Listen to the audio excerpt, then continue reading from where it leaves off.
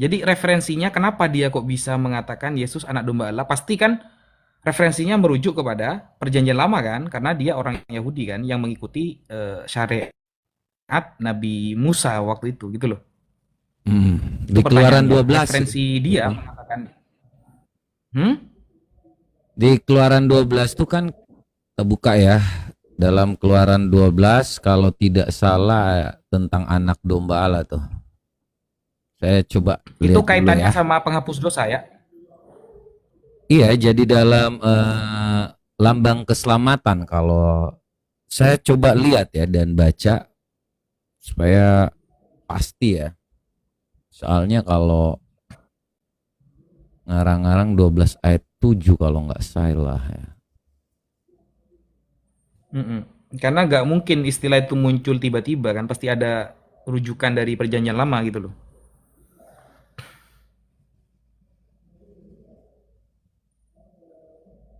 Ya, Keluaran 12 pokoknya nih.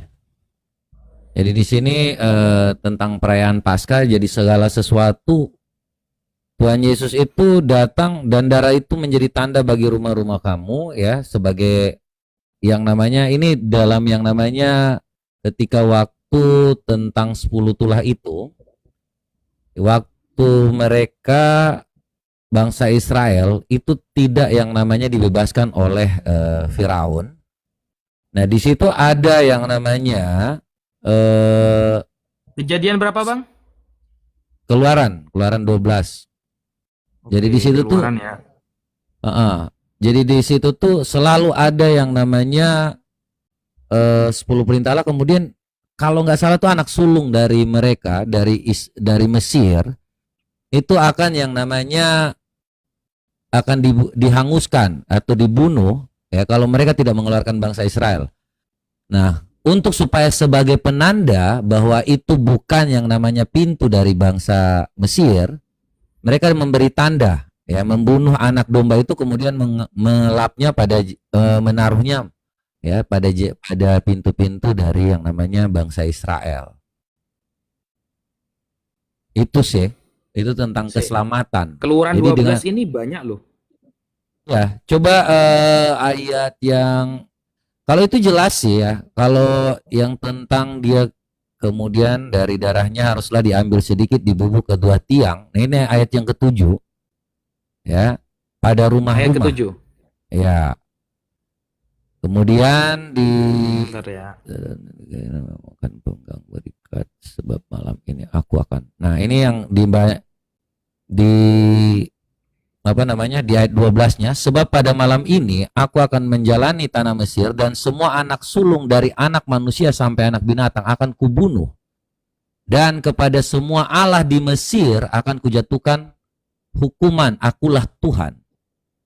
Dan darah itu tanda bagimu pada rumah-rumah itu mana kamu tinggal. Apabila aku melihat darah itu, maka aku akan lewat daripada kamu. Jadi tidak akan ada tulah kemusnahan di tengah-tengah kamu apabila aku menghukum tanah Mesir. Jadi kalau itu referensi dari apa yang didapatkan oleh Yohanes yang namanya darah anak domba itu. Dan itu selalu dengan yang namanya Nah, keselamatan. Silakan. boleh nggak saya tanggapi, Mas? Jadi gini, Silakan. ini coba saya baca ini ya. Ini bukan tentang persembahan anak domba untuk penebusan dosa sih. Ini lebih ke tulah. Jadi Iya, cerita tulah yang terjadi kepada orang-orang yang ada di Mesir ya. Jadi ini kan berarti ayat ini kan di zaman Musa berarti saat itu. Di zaman Musa ketika Musa mengajak orang-orang untuk menyembah Tuhan yang benar. Nah, sehingga tuhan-tuhan yang lain yang menyembah Tuhan yang lain itu dimusnahkan. Nah, ini bukan konteksnya untuk menebus dosa. Jadi maksudnya begini, Yohanes itu tegas loh, ngomongnya begini. Inilah Yesus, anak domba Allah yang akan menghapus dosa dunia. Berarti kan seolah-olah Yesus ini statusnya sebagai persembahan yang akan menjadi penebus dosa. Sedangkan di sini bukan penebus dosa, malah pembantaian orang-orang yang tidak menyembah Tuhan Musa, kan begitu kan? Jadi yang bukan. tidak menyembah Tuhan Musa Jadi itu bukan dimusnahkan kalau di sini. bukan. Jadi kalau Anda baca di situ, Di situ anak domba, seekor anak domba. Pokoknya di situ tuh kalau Anda baca menurut jumlah dan jiwa tentang anak domba itu kamu perkirakan. Artinya di situ domba itu tentang yang namanya penyelamatan, keselamatan. Jadi mereka mengoles di setiap pintu, maka pada ayat 13-nya tadi dia akan melewati. Jadi darah anak domba itu tentang keselamatan, bukan tentang pembantaian. Karena bangsa Mesir saat itu sudah diberikan peringatan, diberikan 9 tulah. Ya, mereka tetap yang namanya berkeras hati.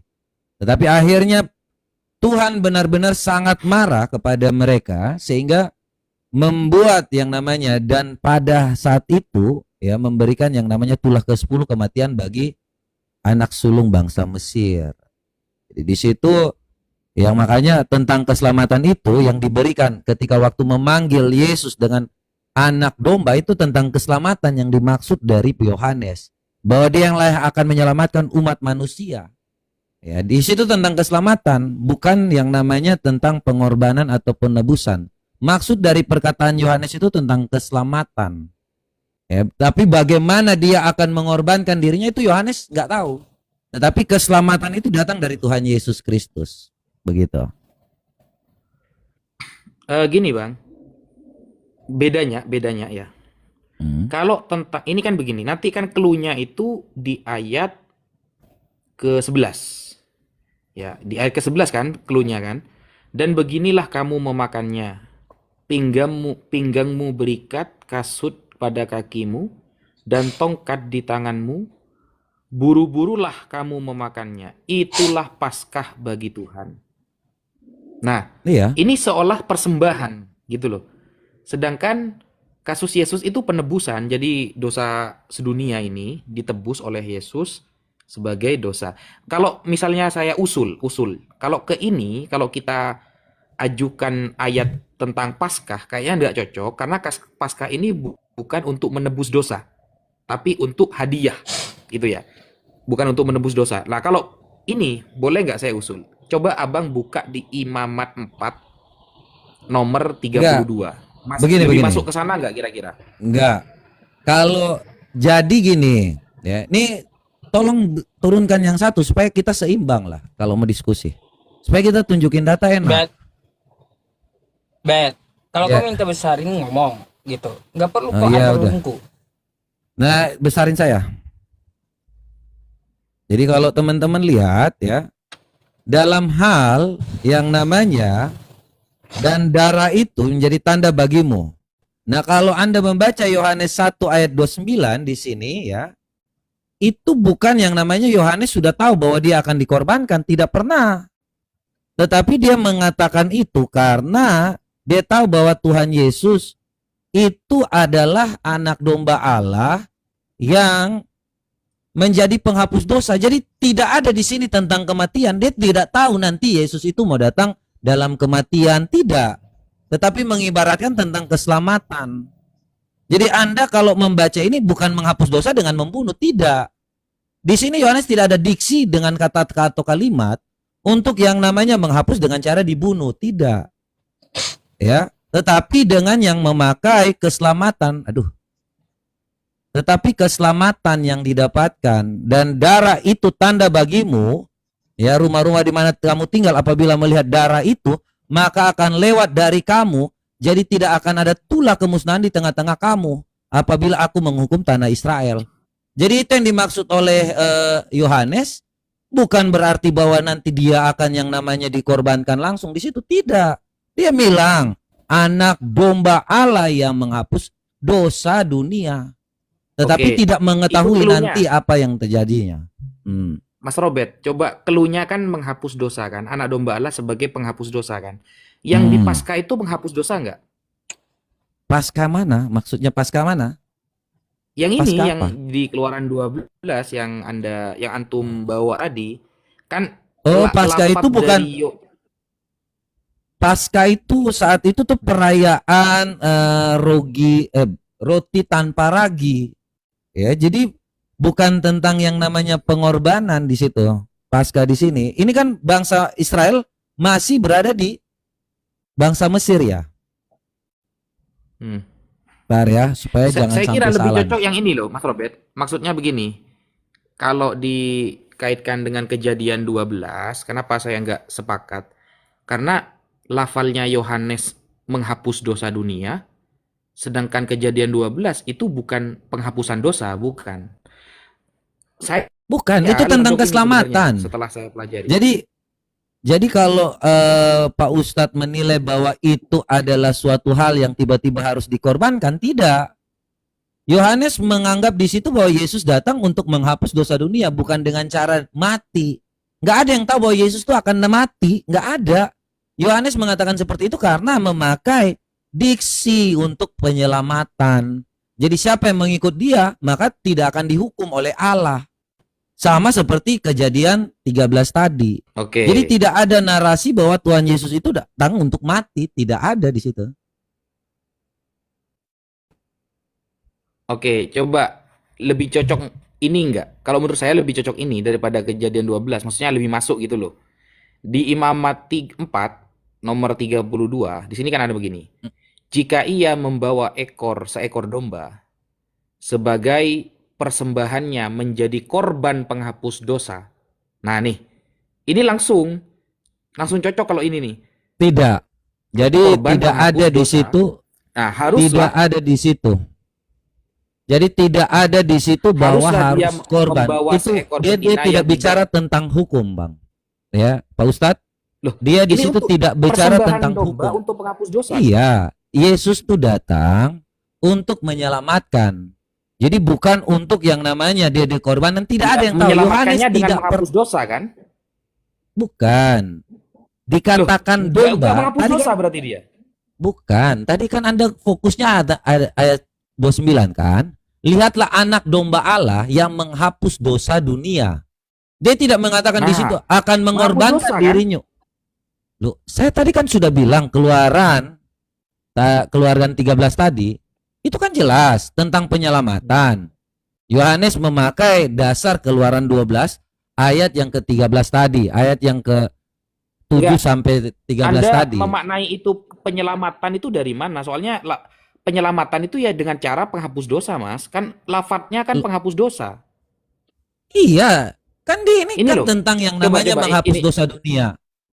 Nggak tentang Iya, di menghapus imamat. dosa. Dia nggak Berarti kan bicara tentang yang namanya dia nggak ngomong tentang yang namanya di imamat, tetapi tentang keselamatan, menghapus dosa dunia. Iya. Jadi Yohanes tidak pernah mengetahui bahwa Yesus tuh nanti akan menghapus dosa dengan cara yang namanya dibunuh, tidak pernah. Tetapi tentang keselamatan. Itu namanya Pak Ustadz mau cocok logi. bukan. Loh, bukannya Mas Mata Pisau ya yang cocok logi ya? Soalnya gini Mas Mata Pisau, lafadz dari Yohanes itu jelas-jelas menggunakan kata penghapusan dosa, bukan keselamatan. Iya, Nah, menghapus dosa Mas dunia Mata bukan Pisau, berarti dikorbankan. Tidak ada kata Iya, korban saya di nggak bahas, sini. nggak bahas itu Mas Mata Pisau. Saya tidak bahas Yohanes tahu apa enggak Yesus akan mati di salib. Enggak, saya tidak bahas itu. Tapi lafadz dari Yohanes itu penghapus dosa. Yesus menghapus dosa. Apakah Iya, di kejadian 12 kasusnya menghapus dosa? Kan enggak. Itu yang pertama sebenarnya. Itu kritikan pertama. Coba yang kritikan Abang kedua, Pak Ustadz baca darahnya ya. Jadi ketika waktu anak domba itu ditaruh di dalam pintu mereka tidak ada yang mati di situ. Makanya itu diselamatkan. Jadi siapa yang mengikut Yesus atau siapa yang mengikut anak domba itu, dia akan diselamatkan. Karena Lukas 2 ayat 11 malaikat itu sudah menyampaikan, hari ini telah lahir bagimu juru selamat Kristus Tuhan di kota Daud. Jadi kalau Anda bicara tentang Yohanes memakai kata imamat, tidak ada merujuk ke situ karena Yohanes melihat anak domba Allah, darah anak domba Allah itu, anak domba Allah yang dikatakan dalam Keluaran 12 tadi, itu sebagai yang namanya tanda sukacita bahwa Allah tidak akan menghukum mereka. Tidak ada di situ bilang nanti Yesus akan dikorbankan, tidak ada yang tahu. Atau gini aja dah biar enak, biar tidak kesannya asumsi. Karena saya baca ini sama sekali di kejadian 12 Mas, itu gak ada kaitannya dengan penghapusan dosa. Keluaran 12 ya, Keluaran 12 ya, itu Iya. tentang yang namanya kalau Jadi gini Kalau aja dah, kalau pertanyaannya tidak simpelnya ada, gini. kalau tidak ada sebentar, kalau tidak ada hubungannya, ya, tentu di situ apa hubungannya dengan anak domba di situ? Sedangkan kalau di imamat tadi apa? Tentang apa? Imamat tadi Sama, tentang apa? domba. Domba. Ya, coba imamat berapa tadi? Saya Imamat buka berapa? ya. Mm. Imamat 4. Imamat 4 Imamat nomor 4 ayat 32. 11. Oh, Nomor Imamat 32. 4 ayat 32. Sebentar ya. Lebih cocok ke sana sih kayaknya.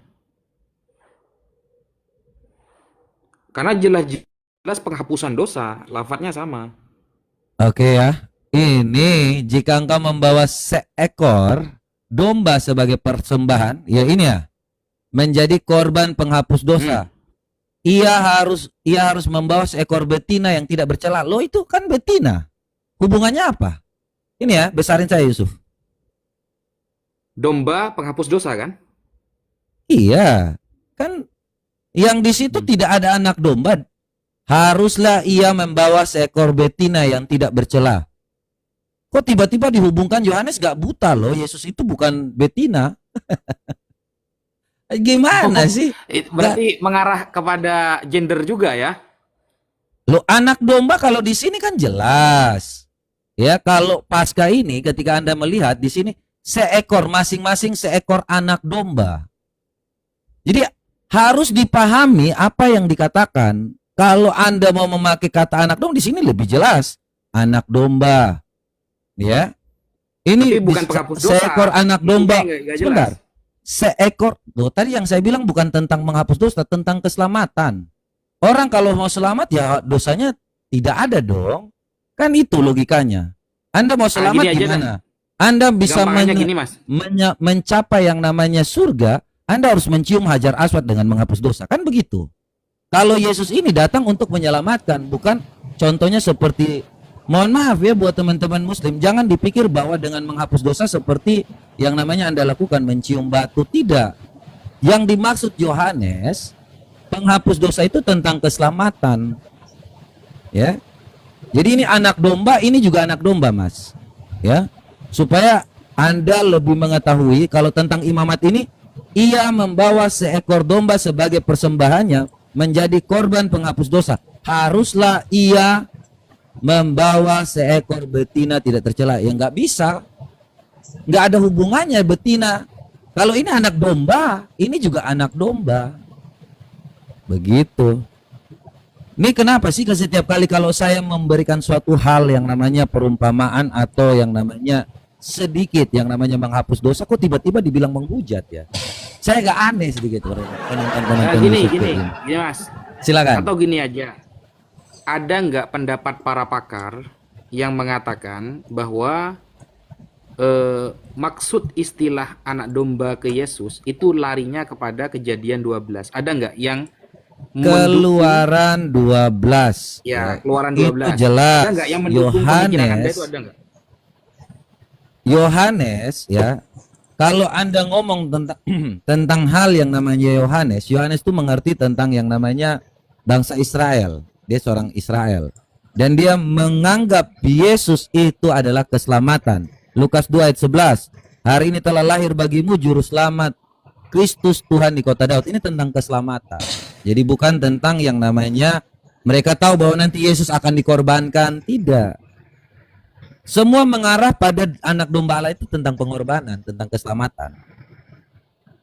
Enggak, maksudnya ada nggak para pakar yang mendukung tafsiran Anda seperti itu, bahwa maksud Yohanes 1 nomor 29 arahnya kepada Keluaran 12? Loh, memang arahnya ke situ, tidak ada pakar-pakar. Semua orang Kristen akan mendukung seperti apa yang saya sampaikan.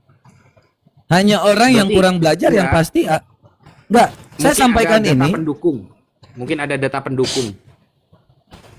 Data pendukung tuh maksudnya tafsiran gitu. Bukan, iya, misalnya ada para pakar kekristenan yang dulu memahami. Semua orang Kristen akan menarasikan sama. Anda mau tanya kepada pendeta siapapun itu, bahwa semua orang Kristen pasti akan menarasikan sama seperti itu. Ada nggak datanya? Sebentar ya, saya cari ya. Kalau ini kebetulan saya punya buku, cuma nggak dibawa di sini. Soalnya gini Mas, kenapa saya nanya itu? Karena kasus di Keluaran beda dengan kasus penyebutan Gini, kalau Anda memaknai penghapus dosa sebagai keselamatan, berarti kan sama saja, penghapus dosa, keselamatan ya keselamatan, sama aja kan. Tapi lafadz yang dipilih oleh Yohanes adalah Ah. menghapus dosa, bukan menyelamatkan umat sedunia, bukan. Tapi lafadz yang dipilih adalah penghapusan dosa. Lalu Coba dikaitkan dengan diksi ya, Keluaran 12. Sedangkan di Keluaran diksi yang 12, dipakai ya. iya, diksi yang dipakai itu penghapus dosa, bukan Hmm. diksi keselamatan. Sedangkan kalau di Oke, Keluaran 12, itu bisa milih. Kamu boleh ambil domba atau kambing. Berarti Yesus bisa disebut kambing juga. Ini gak wajib gitu loh, gak wajib di Keluaran bukan. 12. Kalau Itu kalau boleh Anda domba atau memakai kambing. imamat tadi, Anda memakai kata imamat tadi, jelas itu bukan yang namanya anak domba. Ya, coba besarin saya Yusuf. Ini supaya Tapi kita untuk mengetahui penghapusan diksi yang dosa gitu tepat. loh. Bukan, kalau penghapusan dosa kan keselamatan itu pasti dengan yang namanya salah satu hal, ya, yaitu ada sebab dan ada akibat kan. Nah, kalau ini seekor anak domba, katakanlah kepada segenap jemaah Israel, pada tanggal 10 bulan ini diambillah oleh masing-masing seekor anak domba menurut kaum keluarga. Seekor anak domba untuk tiap-tiap rumah tangga sampai kepada yang namanya, ya, kalau kita baca di sini daging yang harusnya dimakan, kemudian ini darah anak domba itu, dan darah itu menjadi tanda bagimu. Ya, jadi Tapi jelas di sini apa boleh yang milih loh. dimaksud di sini. Kalau Anda hanya mencari tentang narasi bahwa menghapus dosa sama dengan imamat ini, maka itu tidak tepat. Ini tentang yang namanya persembahannya korban penghapus dosa. Tidak ada di sini bahwa dia yang namanya seekor domba, anak domba. Tidak. Tetapi anak domba yang dimaksud ini pada Keluaran 12 ayat 13 sampai 17 ini lebih tepat. Bahkan sampai kalau teman-teman bisa melihat di sini ya tentang perayaan Paskah itu jelas. Ya, Tuhan Yesus apa yang ada terjadi saat itu ya merupakan waktu mau Paskah juga. Jadi hikmat yang diberikan kepada Yohanes untuk mengatakan itu mengarah kepada hal yang namanya keselamatan pada bangsa Israel tentang anak domba. Berarti gak Gitu. ada ya yang sependapat dari para pakar dengan cara berpikir Mas Mata Pisau ya. Ya, sekarang gini, kalau para pakar, Anda maksudnya mau para pakar siapa nih? Supaya saya tunjukkan apakah dia sama dengan saya? Ya, tunjukkan satu Enggak, pakar karena maksudnya saya menuntut Mas Mata Pisau kalau memang kan tadi Mas Mata Pisau bilang semua jawaban Kristen ya pasti seperti saya. Nah, coba itu coba ada orang contohkan Kristen satu. nggak yang berbeda dengan saya yang memakai narasi Anda? Enggak, Itu maksudnya aja. itu ada enggak data penguat, ya data penguat Izin Ustadz, bahwa Ustadz para Yusuf pakar, tunggu dulu Bun. naikkan Pak Dehe, Ustadz Yusuf naikkan Pak Dehe, mungkin bisa diskusi sama Mata Pisau ini. Jadi dia tahu semua Kristen itu berbeda-beda pendapatnya. Lanjutlah. Ya.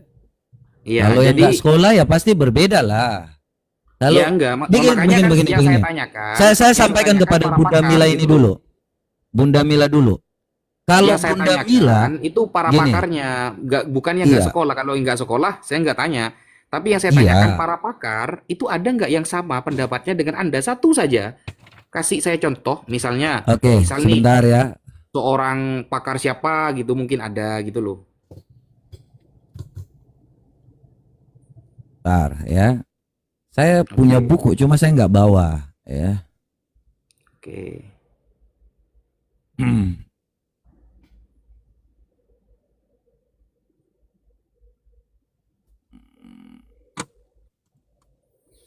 Mendukung tentang yang namanya Istilah anak domba dikaitkan dengan Keluaran 12 gitu. belum dapat saya ini. Nanti saya akan bukakan. Ya, saya masih cari ya karena supaya kalau referensi saya itu pasti saya nggak mau yang abal-abal. Ya, Oke. tapi kalau saya punya buku nanti saya kalau memang Anda mau diskusi selanjutnya saya bisa bawa bukunya. Ya, karena memang saya pastikan tidak ada orang Kristen lain yang berbeda pendapat dengan saya apalagi memakai narasi imamat 4 ayat 32 tadi. Saya pastikan kalau ada orang itu yang memakai imamat 4 ayat 32, ya, saya mau minta debat dengan dia. Itu aja. Karena Oke. saya mengambilnya jelas. Berarti Oke, masih dicari dulu berarti ya. ya, karena kan kalau Anda butuh pendukung, tentu kan Mm-mm. saya menjawab dengan data nih. Sudah ada data kan, di mana Mm. referensinya ketika Yohanes 1 ayat 29. Saya tentu pernah membaca, ya, dan kalau Anda memakai Imamat 432 tidak akan pernah cocok. Ya, karena itu di situ bukan anak domba, di situ Anda hanya mau memakai tentang penghapus, sama dengan penghapus juga, ya. Tetapi Anda tidak yang namanya referensinya harus apa, anak domba atau apa. Ya, kalau Anda membaca Imamat 32 ini, ya, ini bicara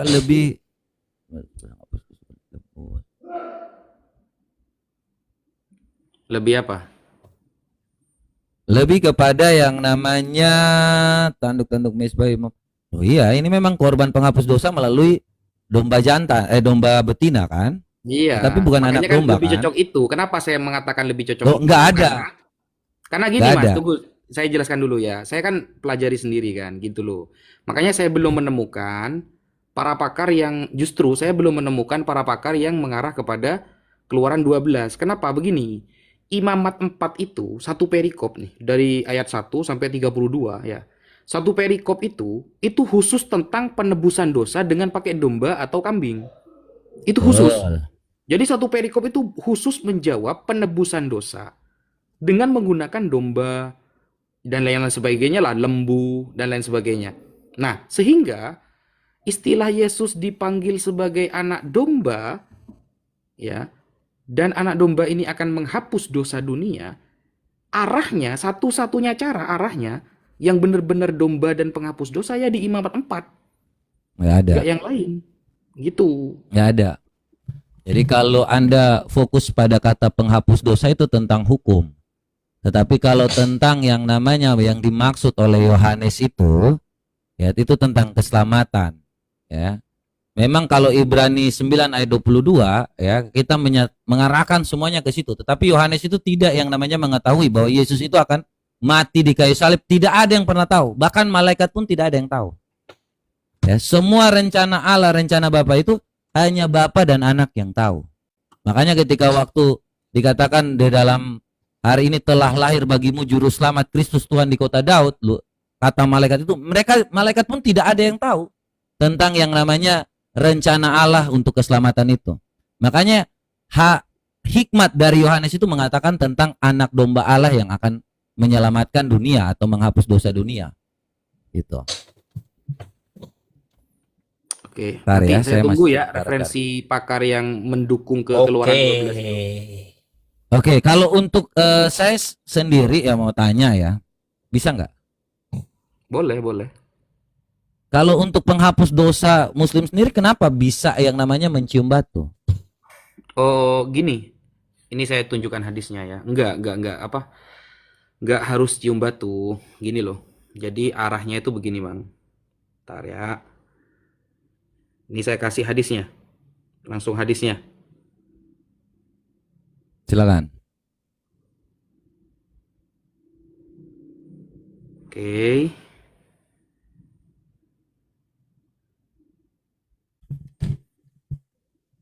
Nih, kata balik ya.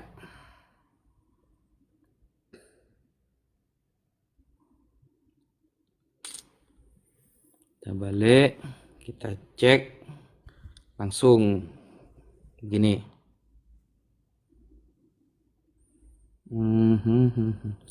Jadi ini hadis yang disampaikan Rasulullah yang menjadi jawaban bahwa tidak harus mencium batu, enggak. Nah, bahkan Al-Quran, ini saya kasih Al-Quran lah, enggak usah hadis lah. Bahwa antum buka surah Hud ayat 114. Surah Hud. Ya. Surah Hud ayat 114. Bismillahirrahmanirrahim. Wa aqimis salata tarafayin nahar wa zulafam minal laili. Dan dirikanlah sembahyang itu di kedua tepi siang, pagi dan petang. Nah, innal hasanat yudhibnas sayyi'at. perbuatan-perbuatan yang baik itu menghapuskan dosa. Ya, perbuatan-perbuatan yang baik itu menghapuskan dosa. Jadi, semua perbuatan baik itu dapat menghapus dosa. Dzalika dzikrul lidzakirin. Nah, itulah peringatan bagi orang-orang yang ingat. Surah Hud ayat 114. Sehingga ya, apapun yang diperintahkan oleh Rasulullah seperti mencium batu Hajar Aswad, seperti melakukan sholat, seperti melakukan sedekah, seperti menolong orang, semuanya itu menghapus dosa. Bukan perintahnya. Misalnya saya harus bersedekah. Apakah sedekahnya yang menghapus dosa saya? Bukan. Tapi Allah menyuruh saya bersedekah, dengan sedekah itu menjadi wasilah Allah menghapus dosa saya. Allah menyuruh saya kalau umroh atau haji nyium batu Hajar Aswad. Itu sunnah. Ya, bukan batunya yang menghapus dosa saya, tapi atas pekerjaan yang diperintahkan oleh Allah, maka saya dihapus dosanya. Jadi semua pekerjaan baik, gitu Bang. Baik, saya tanggapi ya. Mm-mm. Kalau tolong besarin saya Pak Ustadz, biar kita diskusinya ini ya. Jadi kalau tentang menghapus kesalahan ya, dan laksanakanlah sholat. Ini kan untuk mendapatkan perbuatan baik itu untuk yang namanya pahala ya, perbuatan-perbuatan baik. Tetapi untuk yang namanya di Musnad Ahmad 5364 ini, mencium rukun yamani dan rukun aswad itu menghapus dosa sehabis-habisnya. Jadi dengan yang namanya mencium rukun yamani dan rukun aswad, itu yang namanya menghapus dosa sehabis-habisnya. Kalau tadi dibilang bahwa ada di dalam Quran terkait dengan yang namanya hal seperti ini kan yang namanya perbuatan cari pahala gitu kan. Kalau ini habis-habisnya. Nah, ini yang menjadi pertanyaan saya ya, ketika waktu ada habis-habisnya ini, tahu dari mana Nabi Shallallahu Alaihi Wasallam ya mengetahui tentang menghapus dosa sehabis-habisnya ini.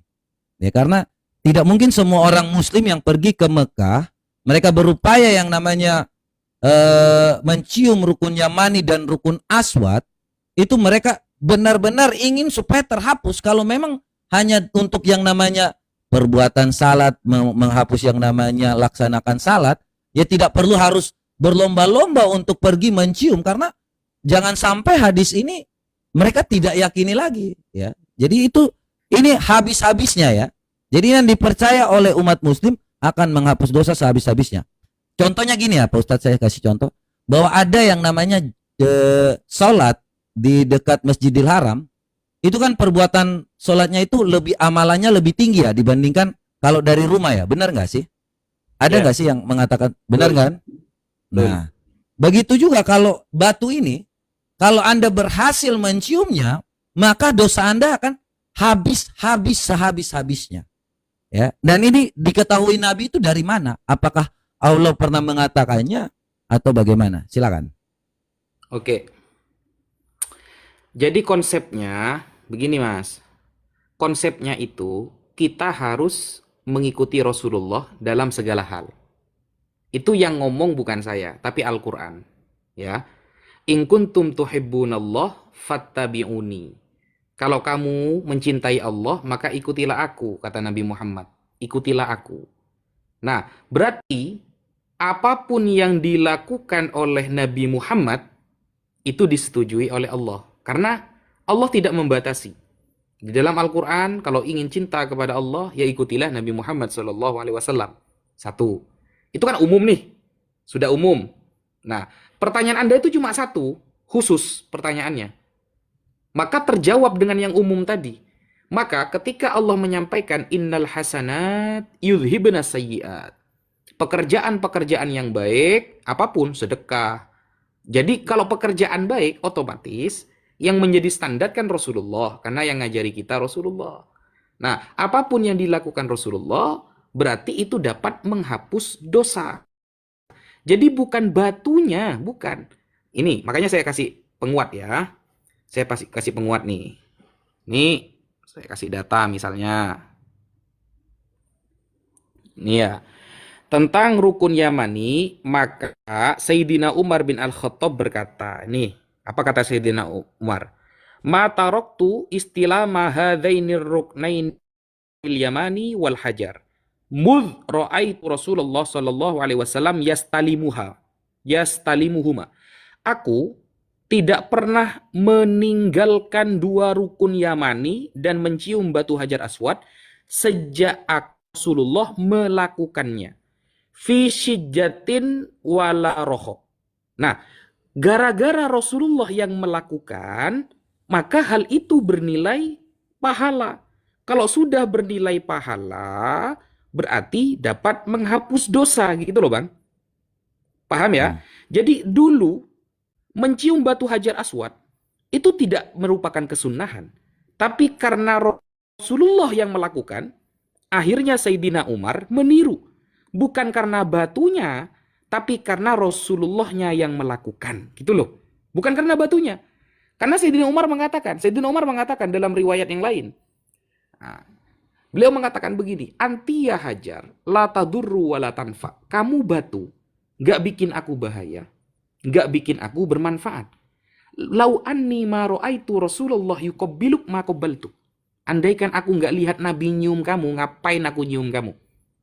Kata Sayyidina Umar, andaikan aku nggak lihat Nabi nyium kamu, ngapain aku nyium kamu? Kamu cuma batu. Nah, berarti yang berefek dapat pahala dan menghapus dosa bukan hakikat dari batunya, tetapi karena Rasulullah melakukannya.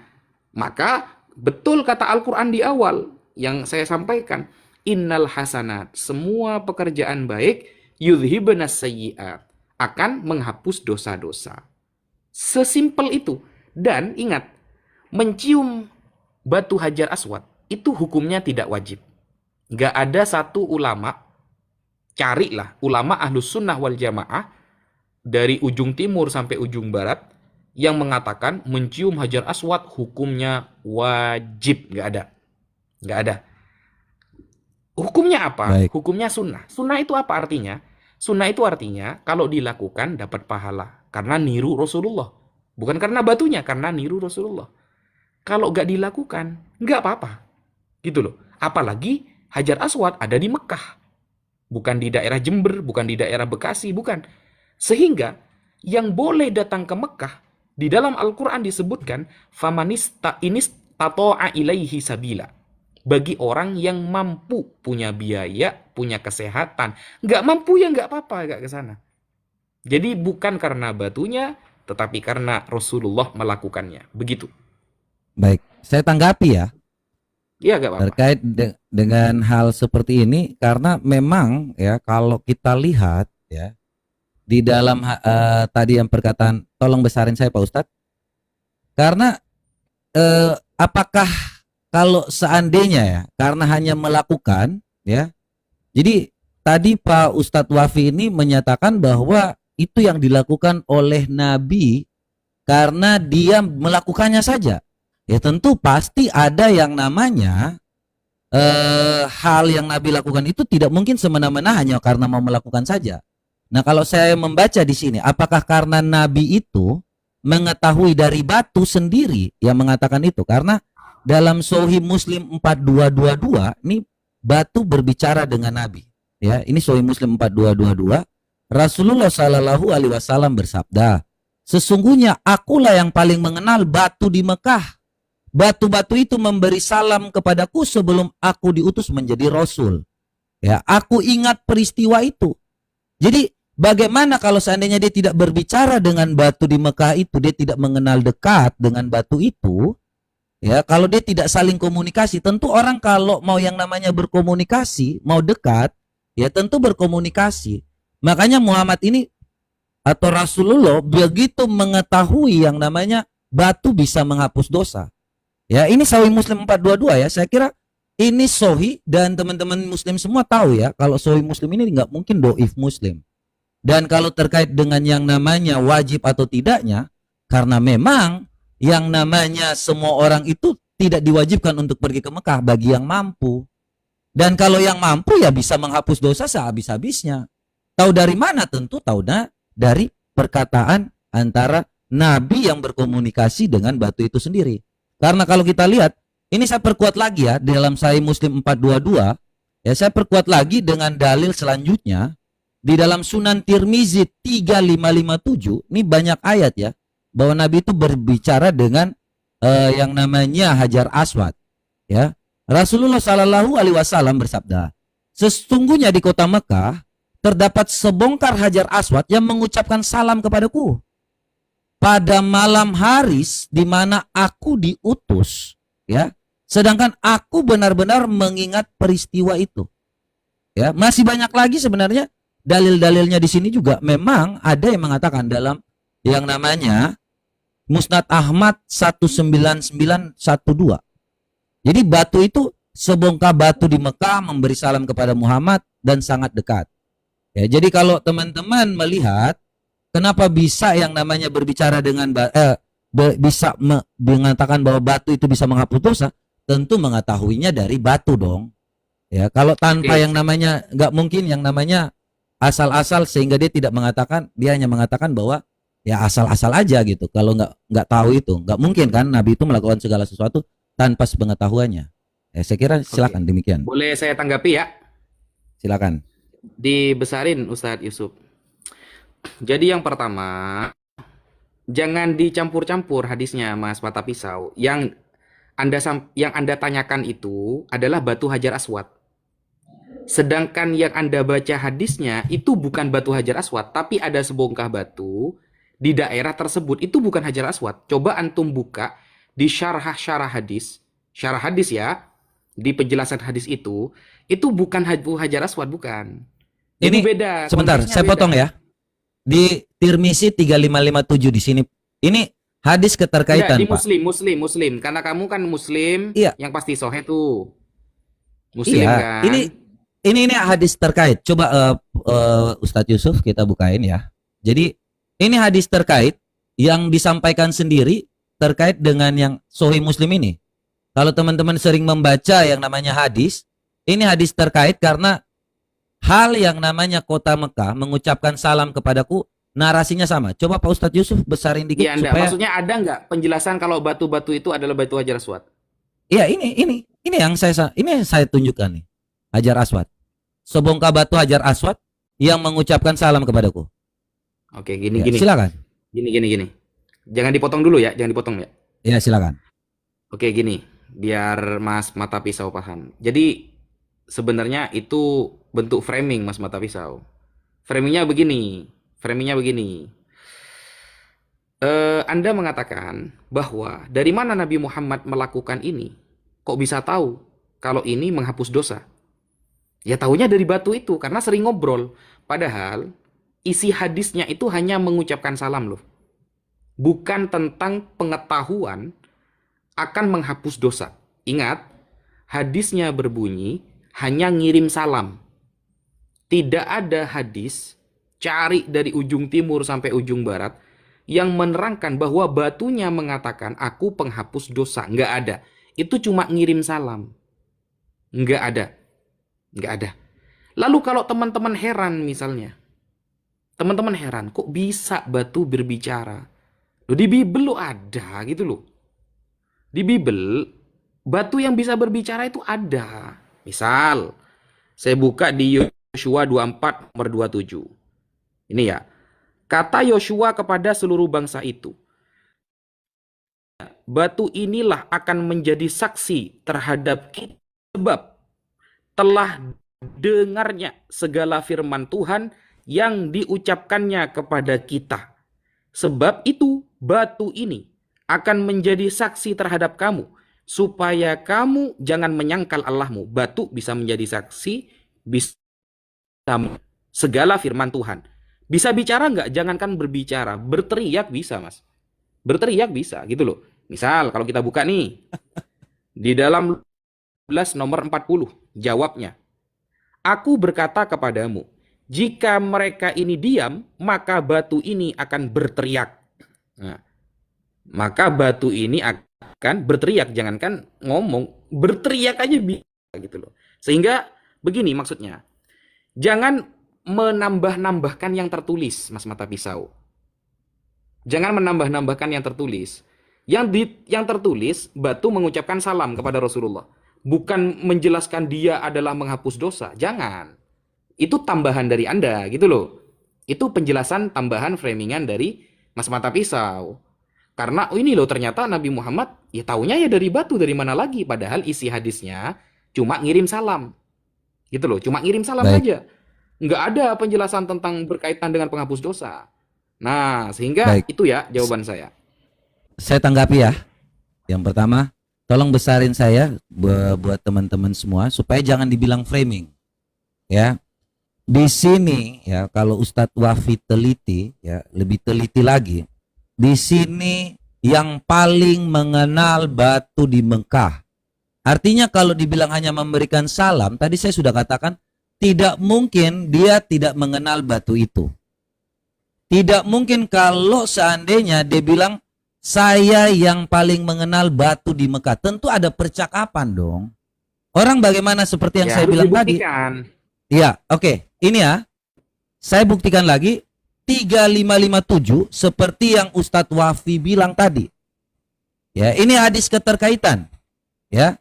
Hadis Tirmizi 3557. Sesungguhnya di kota Mekah terdapat sebongkah batu Hajar Aswad ya mengucapkan salam kepadaku pada malam hari di mana aku diutus. Sedangkan sekarang aku benar-benar mengetahuinya. Ya, artinya kalau Mas Wafi lebih teliti ya bahwa batu-batu yang mengucapkan salam, batu yang dikenal paling dekat, tentu ada hubungan yang namanya pembicaraan.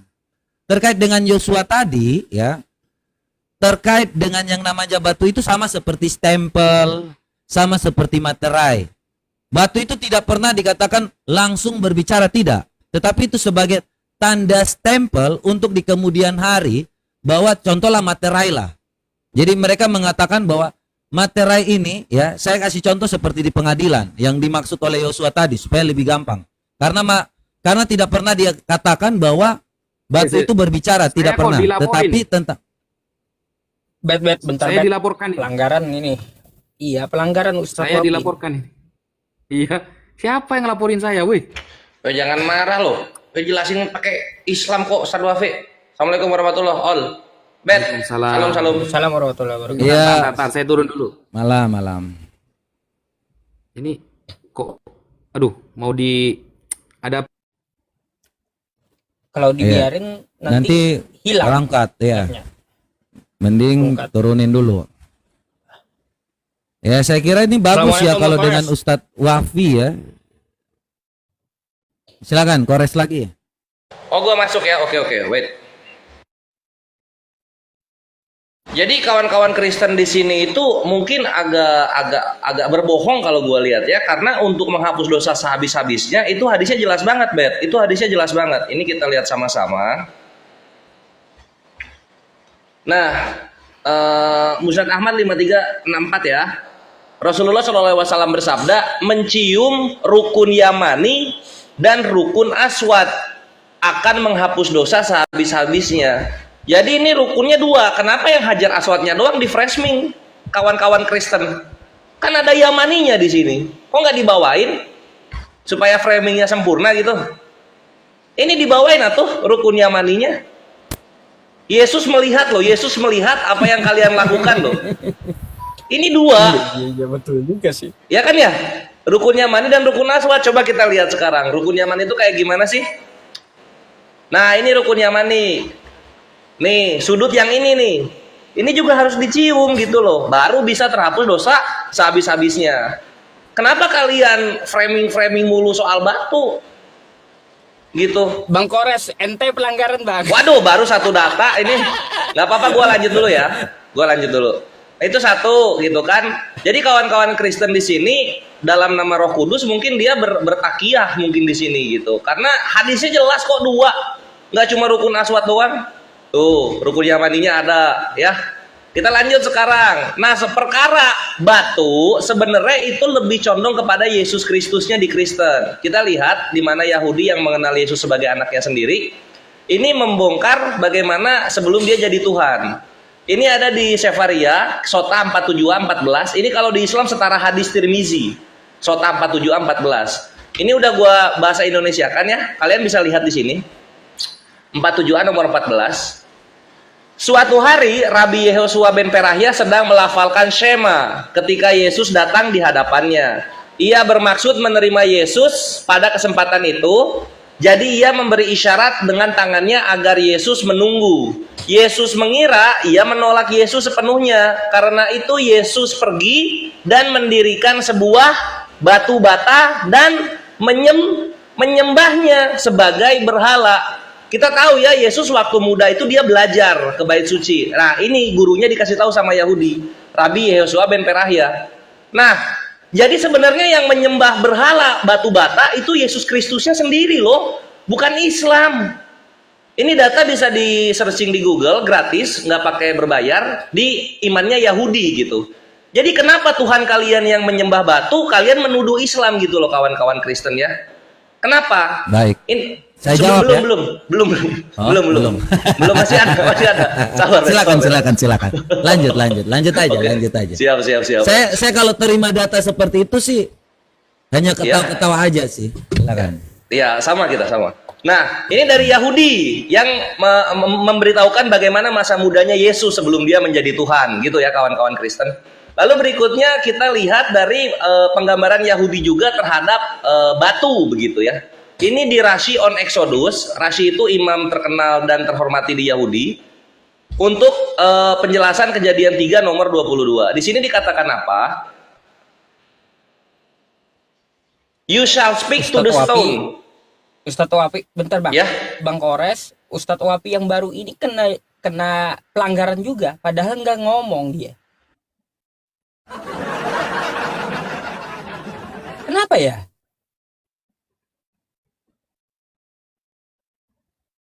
Bang Kores? Suaranya nggak ada. Suara nggak ada. Oh iya. Suara nggak ada Bang. Siap. Saya kok kena pelanggaran lagi, weh. Ini, Bet, pasukan lu baperan ya? Nggak ada di sini, masa lu pikir ngomong gini ya, jangan Anda juga tiba-tiba langsung baper juga. Siapa Saya tahu nggak itu ngapa-ngapain memang loh, dari langsung kena ini. TikTok.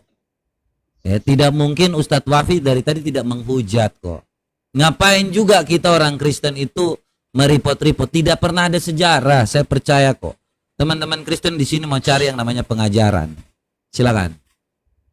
Oke, ya udah kita lanjut dulu ya. Nah, perkara berbicara dengan batu itu sebenarnya ada di imannya Yesus sendiri. Yesus yang beragama Yahudi, dia pasti hormat kepada Rashi. Karena Rashi adalah imam terkemuka dan terkenal Yahudi. Di sini dikatakan untuk Kejadian 3:22 dari penjelasannya Rashi, dia berkata, engkau akan berbicara kepada batu. Nah, jadi agamanya Yesus sendiri yang ngomong sama batu itu. Dan engkau akan menebus dosa rumah itu. Dengan batu itu, rumah tersebut dosanya ditebus. Engkau akan mengajarkannya kepada anak-anakmu. Jadi dalam iman Yahudi, memang diajarkan berbicara dengan batu gitu loh. Kenapa dituduhnya ke Islam? Ini yang membuat kita agak bingung ya. Lalu kemudian berikutnya soal perkara mencium batu. Tadi berbicara batu sudah, mencium batu sudah, menyembah batu juga sudah ya. Ternyata lebih dekat kepada Yesus dan juga Yahudi. Sekarang soal mencium batu juga ternyata itu di Yahudi dilakukan, kawanku. Ini untuk kawan-kawan Kristen pelajaran ya. Di Yesaya 6 nomor 6, seorang serafim datang kepada Nabi Yesaya. Ini pasti udah tahu lah kawan-kawan Kristen. Di tangannya ada bara yang diambilnya dengan sepit dari atas mesbah. Ia menyentuhkannya kepada mulutku serta berkata, lihat ini telah menyentuh bibirmu, maka kesalahanmu telah dihapus dan dosamu telah diampuni. Jadi dosa di sini diampuni ya, karena batu nempel ke mulutnya Nabi Yesaya. Sekarang perhatikan, kalau nggak percaya. Jadi di sana batu bara itu adalah rispah, bahasa Ibraninya gitu. Apa nih artinya rispah? Nah, kalau kita buka di leksikonnya 7531, rispah ini, dia mempunyai definisi apa? Batu panas. Jadi baik dalam keimanan Yahudi dan Islam, batu itu identik dengan perbuatan yang bisa menghapus dosa, bukan kayu salib, kawan-kawan Kristen. Bukan kayu salib. Batu dia. Medianya batu. Nah, dengan ini Sudah? belum satu lagi. Oh. Nah, lalu Sebentar. ya, Banyak supaya saya tanggapi ya satu-satu. Jangan kalau memang Anda mau ditanggapi satu-satu, kita akan diskusi panjang. Nggak apa-apa. Jadi kalau Anda keluarkan dalil semuanya, nanti udah habis pelurunya. Saya jawab sekalian. yang masih ada 17 lagi.